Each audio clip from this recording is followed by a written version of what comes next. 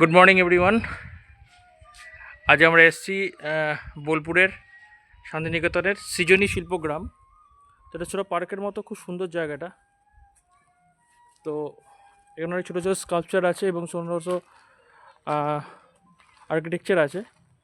এবং আমাদের যে এখানে গ্রাম্য বাংলার এবং শহরের কোলাহল থেকে অনেক দূরে বেরিয়ে যে গ্রামের যে একটা সুন্দর সিনারি বা আমাদের যে কালচার, পুরনো কালচার, সেই কালচার এখানে সুন্দরভাবে তুলে ধরা হয়েছে।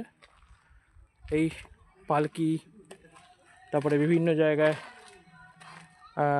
বিভিন্ন রকম স্কাল্পচার, আর্কিটেকচার, তাদের সেখানকার সংস্কৃতি কীরকম, ভাষা কীরকম, এই সমস্ত জিনিসটাকে তুলে ধরা হয়েছে। এটা শান্তিনিকেতনের প্রথম একটা সুন্দর পার্ক, সৃজনী শিল্পগ্রাম বলা হয় এটাকে বলা হয় সৃজনী শিল্পগ্রাম। এখানে যেমন দেখা হয় যে সিকিমের যে আর্কিটেকচার, আর্কিটেকচারের উপরে কিন্তু করা হয়েছে।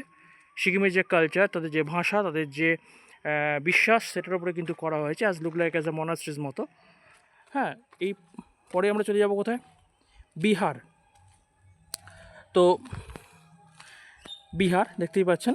তো এখানে দেখা যাচ্ছে কি, বিহারের কালচারটাকে তুলে ধরা হয়েছে। এদের আর্কিটেকচার কীরকম, কালচার কীরকম, এরা কীরকম কী পোশাক আশাক পরে, এই ছোটো ছোটো ঘর করা হয়েছে, তারা কীরকম করে জীবনযাপন করে, তাদের সমস্ত রকম লাইফের বর্ণনা এখানে সুন্দরভাবে কিন্তু দেওয়া হয়েছে। এটা উড়িষ্যার জগন্নাথ দেব মন্দিরকে তুলে ধরা হয়েছে এখানে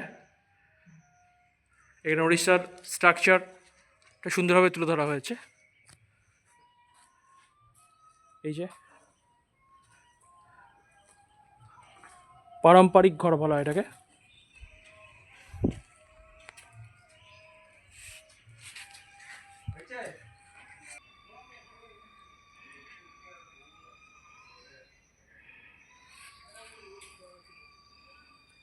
এটা আমাদের পশ্চিমবঙ্গের কালচার।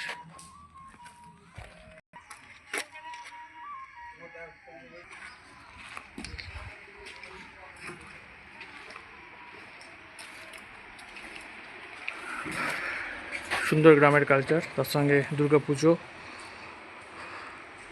একটা আটচালার মধ্যে কীভাবে দুর্গাপুজো হয় এখানে সুন্দরভাবে তুলে ধরা হয়েছে। এই যে ঢাক, এখানকার মিউজিক, সমস্ত কিছু সুন্দর তুলে ধরা হয়েছে।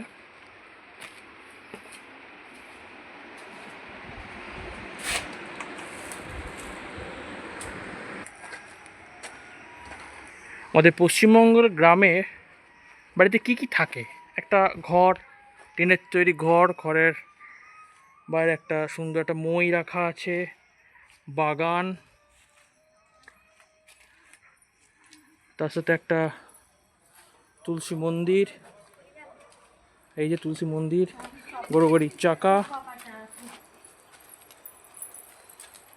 সব কিছু মিলে